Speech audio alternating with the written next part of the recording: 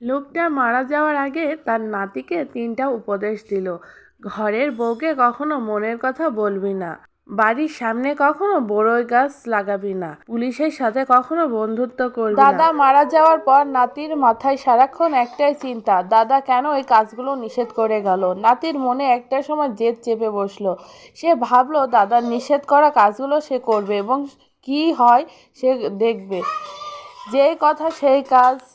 সে সর্বপ্রথম একজন পুলিশের সাথে ইনিয়ে বিনিয়ে বন্ধুত্ব করলো। মাঝে মাঝেই সেই পুলিশ বন্ধুকে বাড়িতে নিয়ে এসে দাওয়াত খাওয়ানো শুরু করলো।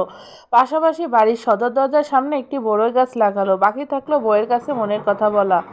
সে বসে বসে প্ল্যান করলো বউকে তার মনের কথা বলা যায়। মনের কোন কথাটা বলা যায়। সে বাজারে গেল, 3টে ডাব নিয়ে এলো, 3টা গামছা কিনলো, তারপর দোকান থেকে কিছু লাল রং কিনলো। তারপর বাড়ি ফেরার পথে পুকুর ঘাটে বসে ডাবের উপর লাল রং মেশালো। রং মেশানোর পর গামছা দিয়ে ডাব এমনভাবে পেঁচিয়ে ফেললো যাতে দেখে মনে হয় গামছার ভিতরে মানুষের কাটা মাথা। তারপর দৌড়াতে দৌড়াতে বাড়ি এসেই ভং ধরে বউকে বলল, আমি যে 3টা মানুষকে খুন করে ফেলছি। তুমি এই কথা কাউকে বললো না প্লিজ। তারপর স্বামী স্ত্রী 2জন মিলে একটা গর্ত করলো। সেই গর্তে 3টা ডাব পুঁতে রাখলো। তারপর অনেক দিন কেটে গেল, কোনো প্রকার সমস্যা হলো না। নাতি বসে বসে দাদার কথা ভাবছে আর হাসছে, শালা বুইড়া, সবই তো করলাম, কিছুই তো হলো না, হা হা হা। সবকিছু ঠিকঠাক যাচ্ছিল। ব্যাপারটা একসময় সে ভুলেই গেল। হঠাৎ একদিন বউয়ের সাথে তার প্রচুর ঝগড়া হলো। রেগে গিয়ে বউ বলল, তোর গোপন কথা ফাঁস করে দিব ওয়েট।